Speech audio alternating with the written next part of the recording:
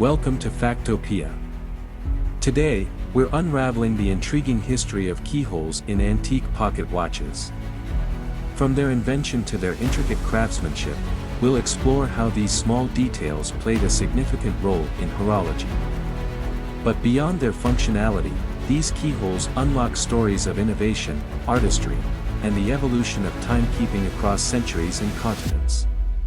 The story begins in the late 16th century in Germany, where Peter Henlein, a master locksmith, is credited with creating the first portable clock, a precursor to the pocket watch. These early timepieces required a key to win the mainspring, marking the beginning of key wound watches. The key wound mechanism quickly spread across Europe, with watchmakers in France, England, and Switzerland perfecting the design. By the 17th century, these watches were not only functional but also a status symbol, adorned with gold, silver, and gemstones. Keyholes weren't just practical, they reflected the precision and skill of the watchmaker. The making of these timepieces often involved teams of artisans working together, each specializing in different aspects of the watch, from the gears to the casing. Early key wound watches were made from a variety of materials, including gold, silver, brass, and even porcelain. The keyholes, in particular, were often reinforced with durable metals to ensure they could withstand daily use. Many of the world's most famous figures, from royalty to explorers, owned key wound pocket watches.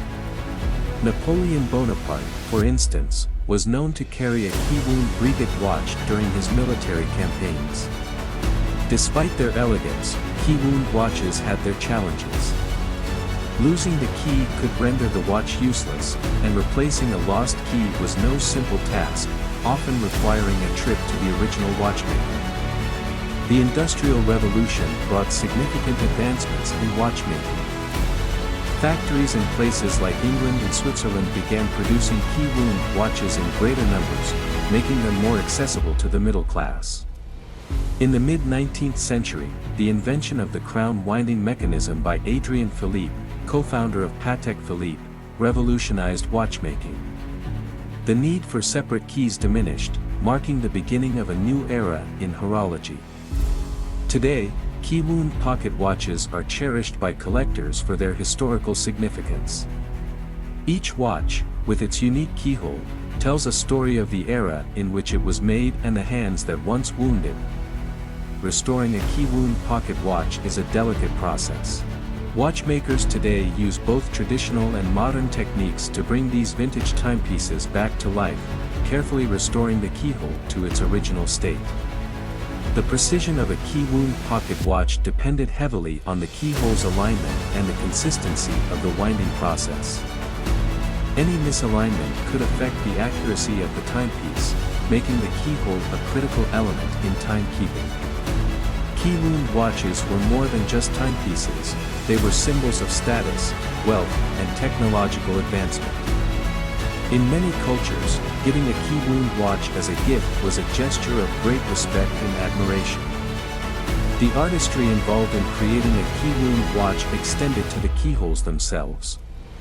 Each keyhole was often decorated with engravings or designs that reflected the watchmaker's style and the owner's taste.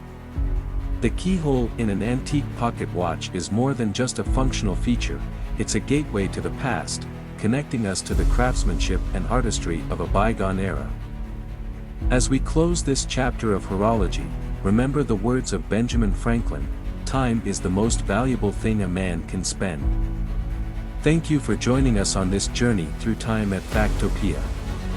Stay tuned for more fascinating stories from history.